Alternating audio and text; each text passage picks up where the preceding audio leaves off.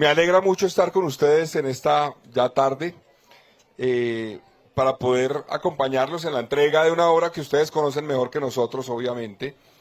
Una obra que recibimos, como decía Vanessa, en 60% de avance, que se termina, pero que no es el fin porque es un proceso que queremos continuar con la comunidad. Yo quiero, aparte de lo que ya mencionó Vanessa, de las 76 segmentos de obra, de viales en esta zona, en Santo Domingo, Santa Viviana, nosotros queremos seguir trabajando porque es la responsabilidad que tenemos con ustedes, porque sabemos que hay muchas más problemáticas que están viviendo y que requieren de atención de parte nuestra. No solamente en términos físicos, que es muy importante, mejorar el entorno físico, las vías, claro, las vías, los andenes, también las viviendas. Tenemos un programa de mejoramiento de vivienda donde ya avanzamos el año pasado, viene una nueva etapa en este año 2025 y queremos transmitirles a ustedes los canales a través de los cuales pueden postularse para poder aspirar eventualmente a acceder a un mejoramiento de vivienda también. Pero yo quiero destacar lo que se hizo acá por el rol que ha tenido la comunidad, el liderazgo que han tenido ustedes, los líderes, las veedoras y veedores de la comunidad. Eso para un gobierno es lo más importante, porque es lo que permite que realmente le respondamos a la ciudadanía, que la obra se haga bien, que los problemas se resuelvan. Porque yo he visto una frustración en toda Bogotá, histórica, con las obras, de la gente frustrada porque dice no sabemos por qué la obra está quieta, no sabemos por qué le metieron supuestamente una cantidad de plata y nunca la entregaron y no nos informaron qué pasó, se la robaron, tienen problemas con el acueducto, tienen problemas con otros actores, en fin. Entonces aquí la clave es destacar ese rol de liderazgo que aquí tuvieron varios que entiendo que los vamos a reconocer particularmente, está José Vicente, está María Cristina, entre otros. Gracias por esa labor, ese liderazgo es muy importante, repito, para exigirnos a nosotros como gobierno, para que respondamos, para que informemos y para que entreguemos las obras. Como lo decía Vanessa, vienen más obras, estamos trabajando para que ese proyecto del Transmicable sea un proyecto que se construya con el acompañamiento, vigilancia y por el beneficio de la ciudadanía. Que no sea un proyecto que se diseñe y se piense impuesto para decirle a la ciudadanía, así se va a hacer porque lo determinó el distrito. No, lo vamos a hacer teniendo en cuenta las inquietudes y preocupaciones que tiene la ciudadanía para que se aproveche al máximo esa inversión y beneficie a la mayor cantidad de personas en la localidad de Ciudad Bolívar. Ya estamos avanzando en el de San Cristóbal. Allá tenemos un avance, nosotros arrancamos la obra en enero del año pasado y ya tiene un avance de 40%. El año entrante lo entregamos y estamos trabajando para solucionar el tema de predios alrededor y garantizar que podemos avanzar en la obra y de esa forma también agilizar el Transmicable aquí en Ciudad Bolívar. Entonces, gracias a la comunidad. Sé que hay muchos retos, me lo mencionaron aquí, plan terrazas, muchos problemas que estamos tratando para resolver, recibimos esas quejas y nos las llevamos para resolverlas, temas de seguridad, obviamente en toda Bogotá, pero también aquí en Ciudad Bolívar, temas que tienen que ver con algunas poblaciones, adultos mayores, por ejemplo, personas con discapacidad. El tema de la titulación de predios, nos llevamos todas esas inquietudes que ustedes nos han manifestado para darles una respuesta lo antes posible. El equipo territorial que está aquí, José Luis Aldana, que tiene un liderazgo obviamente en este tema, entre otros, tendrán la responsabilidad de darle una respuesta coordinando las diferentes actividades de las diferentes entidades. Pero yo quiero manifestarles a ustedes una cosa. Bogotá tiene muchos problemas y tiene muchos retos. No los vamos a solucionar todos de la noche a la mañana, pero estamos caminando para avanzar hacia allá. Por eso la ciudad ahorita está construyendo el metro. Por primera vez tenemos un metro en construcción que vamos a terminar en 3 años y va a estar en operación. Estamos resolviendo los problemas de todas las obras que encontramos con muchos problemas. Sin plata, con dificultades, sin compra de predios, con peleas entre las entidades. Y creo que, aunque esta es una obra pequeña en términos de la dimensión de la ciudad, es una obra que también demuestra que podemos, en Bogotá, hacer cosas. Cambiarle la vida a la gente y tenemos la responsabilidad de hacerlo como gobierno, porque yo entiendo la frustración de todos ustedes por muchos años de desidia, de falta de resultados, de falta de respuesta, Queremos que eso cambie, sabemos que no ha cambiado completamente, pero estamos en proceso de hacerlo. Les pedimos excusas por las demoras que han tenido las obras en Bogotá y nos comprometemos con ustedes a trabajar cada vez más para que esta ciudad recupere el rumbo y ustedes sientan nuevamente, en cierta forma, un orgullo de ser bogotanos o de vivir en Bogotá los que llegaron a Bogotá, porque esta es la casa de todos. Aquí llegaron personas de todas las regiones del país, inclusive de otros países, a buscar oportunidades. Y la responsabilidad que tenemos como gobierno es darle las herramientas a los que son de Bogotá y a los que llegaron para que tengan la posibilidad de construir un proyecto de vida.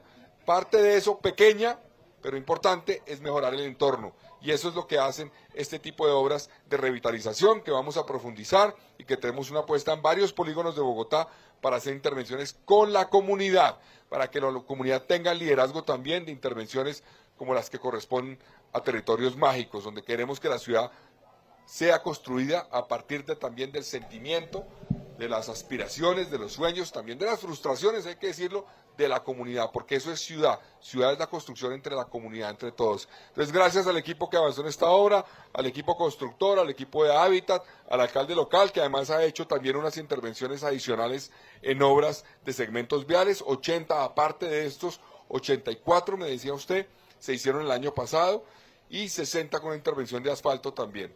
Entonces vamos a seguir avanzando porque sabemos que es una preocupación, pero es solamente una de las que tenemos que abordar. El espacio público, las vías, los andenes. En las demás seguiremos avanzando, pero queríamos destacar esto y particularmente destacar ese liderazgo de la comunidad que nos permite y nos exige a nosotros para producir resultados. Gracias y felicitaciones a ustedes por el liderazgo.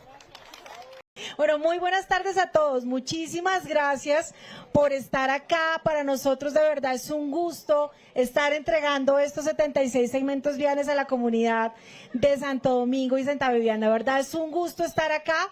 Esta es una de las obras de revitalización de barrios, encontramos la obra en un avance, en un 60%, la terminamos, pero lo más importante es que sabemos que estas obras que estamos entregando, que es la mejora de la vía, la mejora del andén, los muros de contención para que ustedes puedan tener una accesibilidad a su casa, no solamente es una obra de infraestructura, sino que es una forma de tener una pertenencia del barrio. Y de verdad, muchas gracias a todos ustedes, a los actores, a los veedores también, a los líderes sociales que participaron también en esta forma de territorios mágicos. De verdad es un momento de fiesta y esperamos que este sea una de las obras primeras que tendremos para lo que viene más adelante, que es todo esto bonito del Transmicable. Muchas gracias a todos.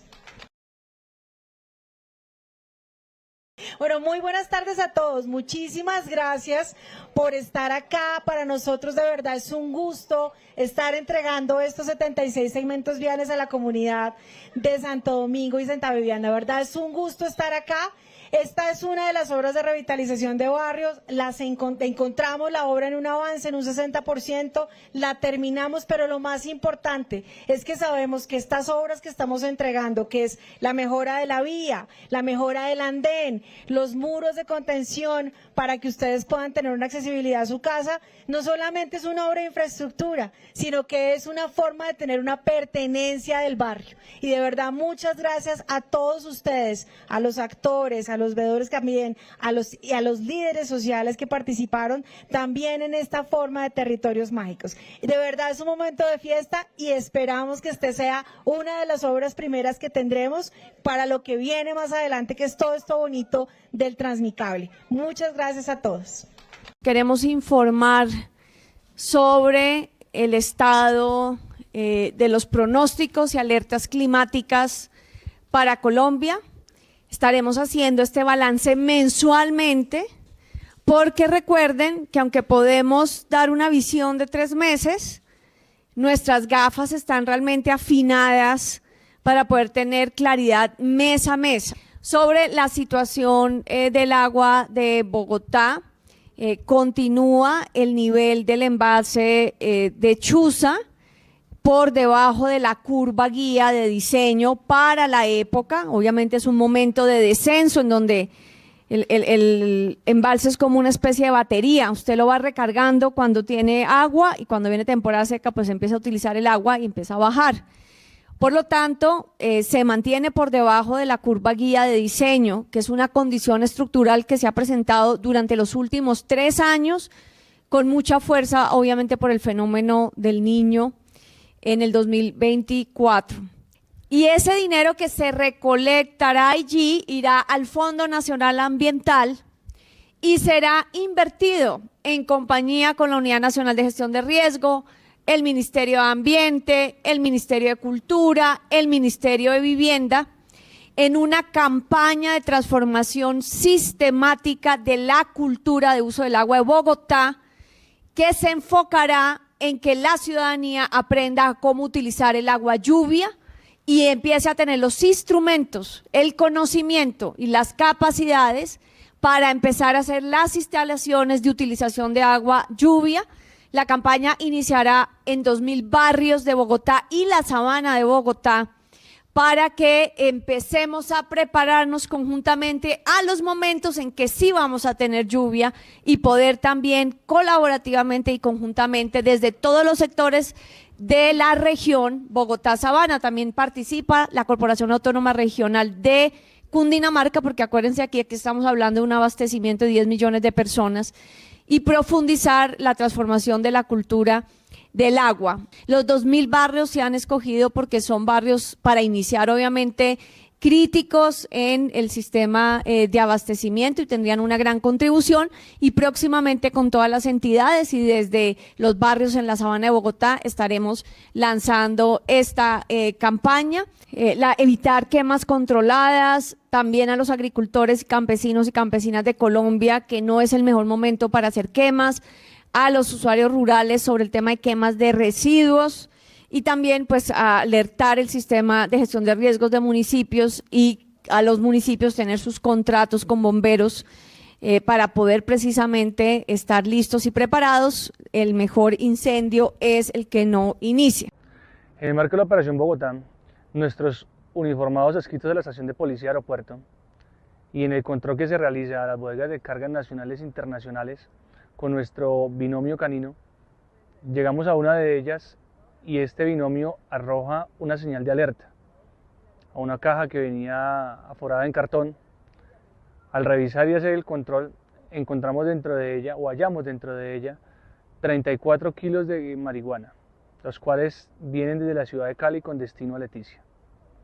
Esto lo que hace es evitar la comercialización de este estupefaciente y esta sustancia a nivel país. Las altas temperaturas y la disminución de lluvias que pronostica el IDEAM mantienen la alerta ante posibles incendios forestales en Cundinamarca, incluyendo Bogotá. Por eso, desde hoy, el distrito ha tomado la decisión de cerrar 5 senderos de los cerros orientales que incluyen Quebrada la Vieja, Guadalupe Aguanoso y San Francisco Vicachá. Estos senderos estarán cerrados temporalmente como medida preventiva para proteger los cerros orientales y también proteger a la ciudadanía. Esta medida no incluye el sendero que va al Cerro de Monserrate. Este seguirá abierto al público. Recordemos que el año pasado los cerros orientales fueron afectados por incendios y dañaron decenas de hectáreas. Por eso, desde la Comisión Distrital de Gestión de Riesgo de Incendios Forestales, trabajamos de forma articulada para prevenir y responder ante cualquier emergencia. El llamado a la ciudadanía es claro: respetemos las restricciones y adoptemos prácticas responsables, como no encender fogatas ni arrojar materiales inflamables. Si ven humo o quemas, repórtenlo inmediatamente a la línea 123. Una vez culminada la unidad de análisis del caso del paciente que lamentablemente falleció el 9 de enero de este año en el servicio de urgencias del Hospital Occidente de Kennedy, informamos a la comunidad que el estudio del caso fue liderado por la Oficina de Calidad de la Subred a través del equipo de seguridad del paciente, quien aplica el protocolo de Londres teniendo en cuenta los registros de la historia clínica, los videos de las cámaras de seguridad brindadas por la empresa de vigilancia y los hallazgos de la necropsia descritos en el informe del área de patología. Mediante el análisis del caso, se lograron identificar varias acciones inseguras vinculadas a factores contributivos que principalmente se relacionan con el paciente, como son un cuadro clínico inespecífico, una consulta tardía y un acompañante con poca información. La unidad de análisis evidenció que la evolución y el desenlace del paciente no están relacionados con la atención en salud. Se debe tener en cuenta que los detalles del resultado de la necropsia hacen parte de la reserva de la historia clínica, por lo que solo se pueden dar a conocer a sus familiares y a las autoridades competentes que así lo requieran. En este sentido, desde el primer momento hemos colaborado estrechamente con las autoridades competentes y seguimos dispuestos a aportar toda la información que sea necesaria para el esclarecimiento de los hechos. Hasta ahora hemos atendido de manera oportuna todos los requerimientos de los entes de control y continuaremos en esa misma línea. Sabemos que el trabajo del sector salud requiere de una alta vocación del servicio y empatía, por lo que desde todos los procesos institucionales de la subred estamos llevando a cabo acciones tendientes a garantizar la prestación del servicio con calidad, con oportunidad y, lo más importante para nosotros, con humanización. Siendo así, no vamos a tolerar hechos que vayan en contra de los derechos de las personas ni de nuestros valores institucionales. Por último, para nosotros es muy importante garantizar el derecho a la salud de quienes asisten a nuestros centros y hospitales en las localidades de Kennedy, Bosa, Fontibón y Puente Aranda, por lo que hacemos un llamado a la ciudadanía a mantener la confianza en nuestra institución, la adherencia a sus tratamientos y a consultar oportunamente nuestros servicios. Estas son las líneas fundamentales de mis propósitos como Procurador General de la Nación con todos los colombianos. Mi gestión como Procurador General tendrá como prioridad promover el diálogo entre todos los estamentos de la sociedad para construir consenso, para defender el orden jurídico, los derechos y garantías fundamentales y el patrimonio público. Haremos una Procuraduría en las regiones, llegando a esas zonas del país donde se requiere más presencia y más acciones del Estado para acompañar a la población más frágil. Focalizaremos la temática de la corrupción como un objeto principalísimo de las funciones del Ministerio Público para defender la sociedad y sus instituciones. Infancia, adolescencia, mujer, familia y género. El ajuste institucional del Ministerio Público tiene que lograr que esos sectores sean escuchados y atendidos por el Estado. Debemos intentar con ahínco poner fin, por ejemplo, al reclutamiento de menores por parte de los actores ilegales y criminales. Me aseguraré de liderar durante estos 4 años una institución pro diálogo, pro libertad, pro democracia, una institución que ayude a sanar las heridas sociales de Colombia, una institución que procure superar la polarización, es decir, que sea una institución que cura de la pobreza, cura de la desigualdad, cura de la exclusión, cura de la discriminación, cura de la inequidad, cura de las heridas que genera el abominable conflicto armado, cura de la grave enfermedad de la corrupción, para ayudar a generar una Colombia unida, próspera y pacífica. Procuraremos todos y entre todos ayudaremos a curar a Colombia. Muchas gracias. La dominación se ejerce de distintas maneras. El poder mundial, a través de la historia, se ha ejercido principalmente a través de 2 maneras, o 2 figuras, o 2 modos de ejercer el dominio. A través del imperio y a través de la hegemonía. El imperio construye, el imperio se involucra, el imperio crea nuevas culturas, crea instancias nuevas en los lugares a donde llega, independientemente del método por el que llega, que habitualmente es violento. Pero la presencia del imperio es una presencia duradera y que pretende transmitir cultura, transmitir ideas, modos de gobierno, idioma, etc. La hegemonía no. La hegemonía es un modo de ejercer el poder simplemente atendiendo a las necesidades inmediatas del propio hegemón, de aquel que ejerce el poder. Y para ello solamente explota, solamente extrae o simple y sencillamente trata como vasallos a todos cuantos domina y domina a contentillo sin necesidad ni deseo de producir ninguna transformación ni de llevar ninguno de sus elementos culturales o de sus leyes, su lengua, etc. Estados Unidos ejerce un poder de este segundo tipo. Estados Unidos no es un imperio, es un hegemón, como lo fue la Gran Bretaña en su momento, madre de los Estados Unidos, y a quien imitó, o estos imitaron.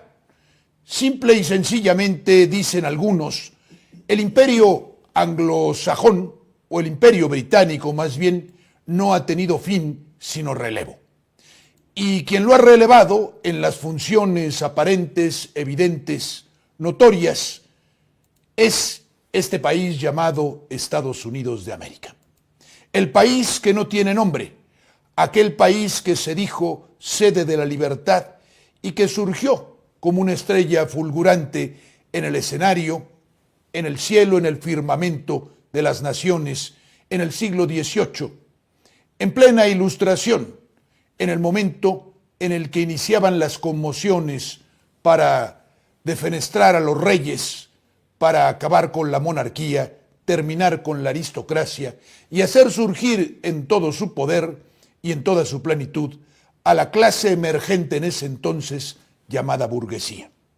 La Revolución Francesa, la revolución burguesa por excelencia, y la independencia de los Estados Unidos, la reunión de individuos que se creían elegidos por Dios en una tierra que no se parecía nada a la entonces considerada por ellos decadente Europa.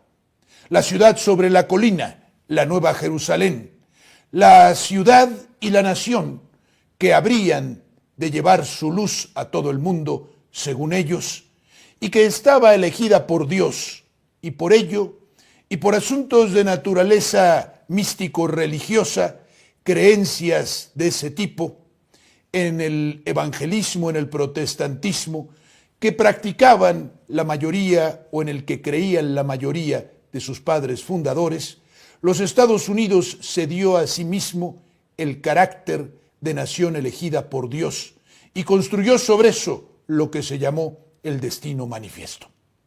Es decir, esta selección particular para dominar al mundo y esta selección que tenía sentido y origen en la razón de haber sido seleccionados por ser buenos, atribuyendo a los demás el carácter de pueblos e individuos de segunda, no seleccionados en razón de su maldad natural.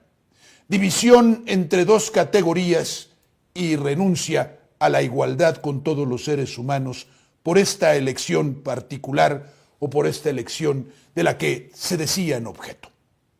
Después de eso dio a luz a la doctrina Monroe, América para los americanos, ejercer su poder sobre el continente americano y en particular sobre las naciones a las que consideraba de segunda, decadentes, también por razones de la mezcla racial, pues en el fondo, o no tan en el fondo, estos padres fundadores y este grupo de eminentes era racista. Consideraba a algunas naciones inferiores en razón de raza y de cultura, no obstante que muchas de esas naciones culturalmente eran superiores y tenían en la raza que había surgido, la que después llamara Vasconcelos raza cósmica, en el mestizaje, el nacimiento o más bien una serie de condiciones y de cualidades que eran novedosas, pero que además eran la síntesis de grandes pueblos. Los Estados Unidos ejercen hoy una potencia hegemónica, pero no solamente ejercitan esta clase de potencia, sino que además lo hacen de una forma peculiar.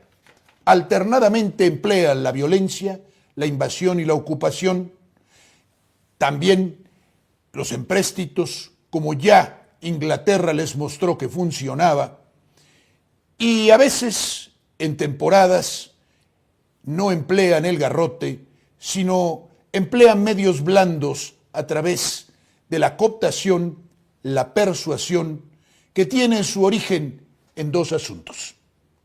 Aquel del que hablaba el presidente Wilson o su secretario de Estado, o ambos, a principios del siglo XX, y que decían tener que poner fin a la ocupación por vía de la violencia y de las armas de otras naciones, sobre todo de aquellas que estaban al sur del río Bravo, frontera artificial o natural, pero artificialmente creada por ellos después del despojo a México de los 2 millones y un poco más de kilómetros cuadrados de su territorio.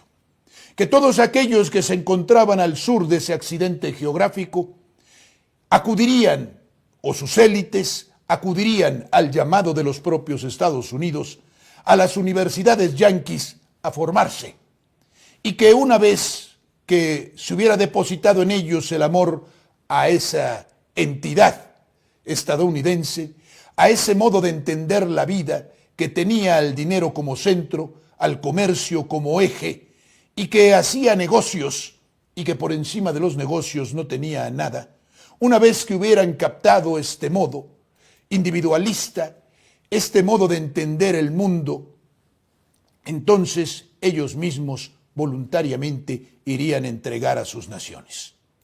Así le hicieron, pero también se estableció un periodo de dominación más intenso si cabe después de la caída del muro de Berlín y del derrumbe del bloque soviético, del bloque comunista, pues entonces declararon que la historia había tocado a su fin y que el capitalismo, o sea, su religión, se extendería por el mundo sin límites, que no habría más historia y que esto traía bendiciones diversas para toda la humanidad, y ésta viviría a plenitud y en paz. Y para esos efectos hicieron que, todavía más, porque ya lo hacían desde la Segunda Guerra Mundial y un poco antes, su subcultura, que así es, invadiera al mundo. Y por eso hicieron que todos se americanizaran o se volvieran estadounidenses.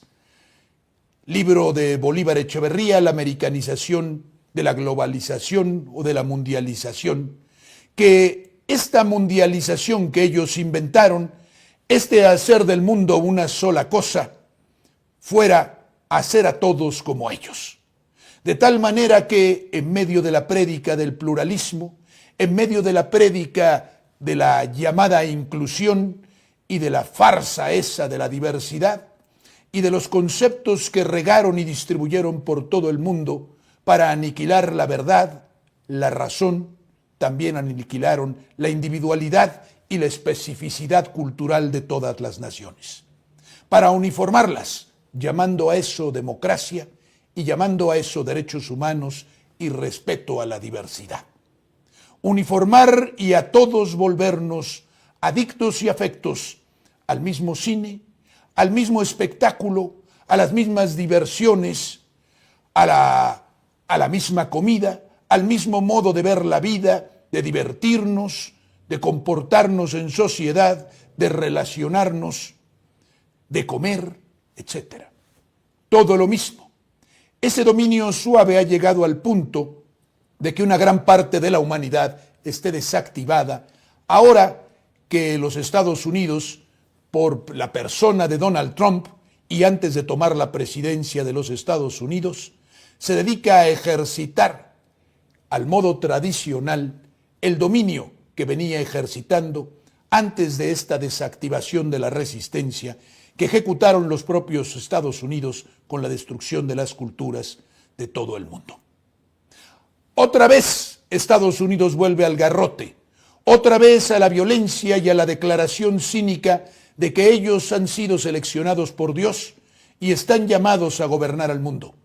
Otra vez la amenaza, otra vez la violencia, que también está teñida de bravuconería, pues en realidad Donald Trump, que no es un político, o más bien que es el típico y el mejor político estadounidense, el hombre de negocios, dice una cosa antes y hoy dice otra, la que le conviene en razón de la declaración que hace de ser un hombre de negocios.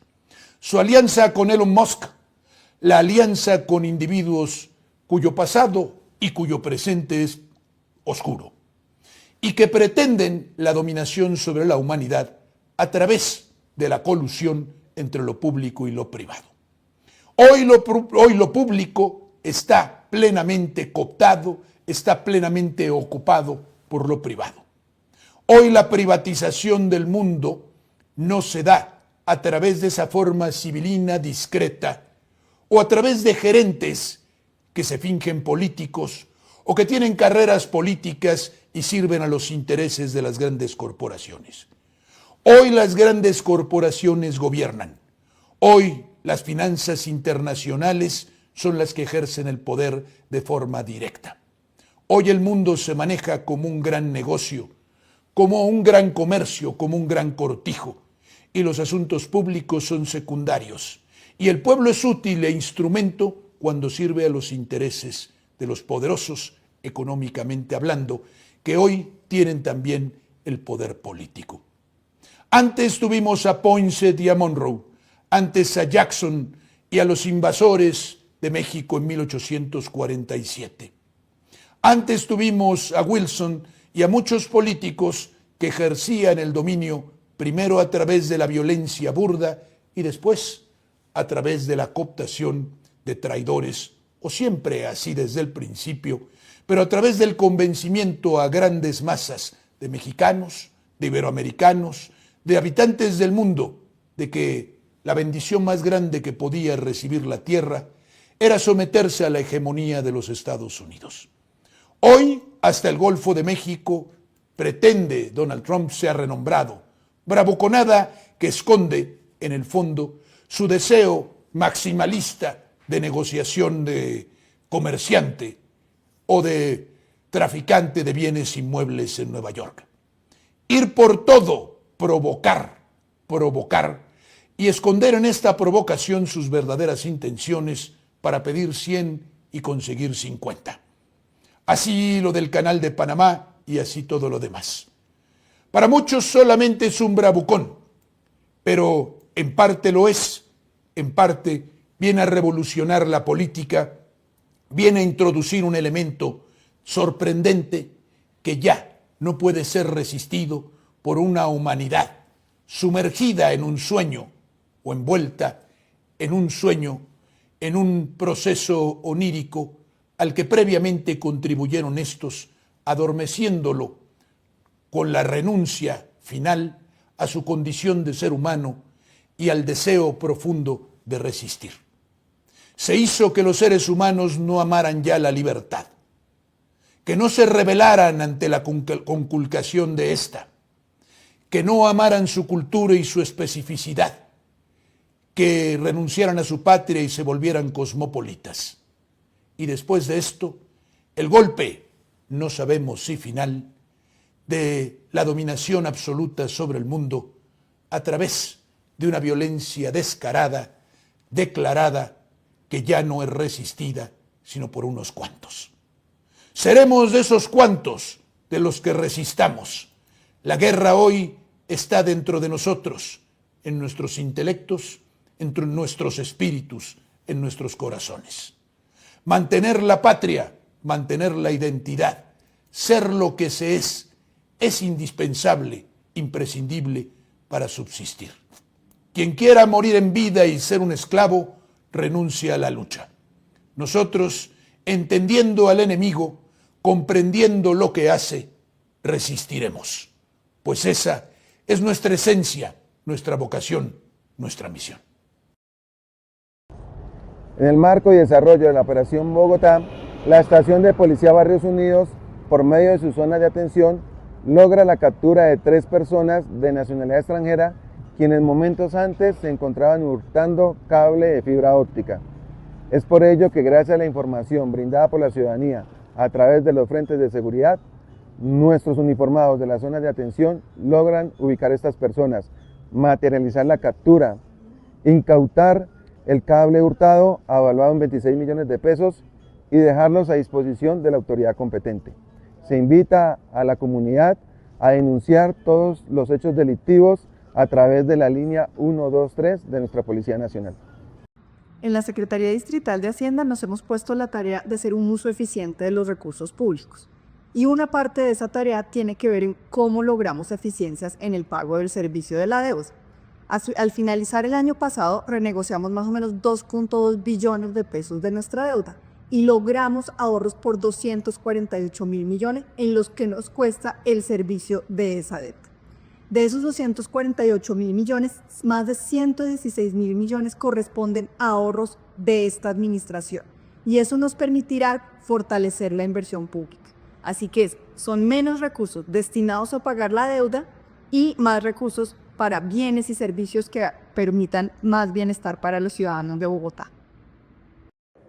En el marco de la Operación Bogotá, en la localidad de Ciudad Bolívar, se logra la captura en flagrancia de una persona y la incautación de 110 dosis de bazuco.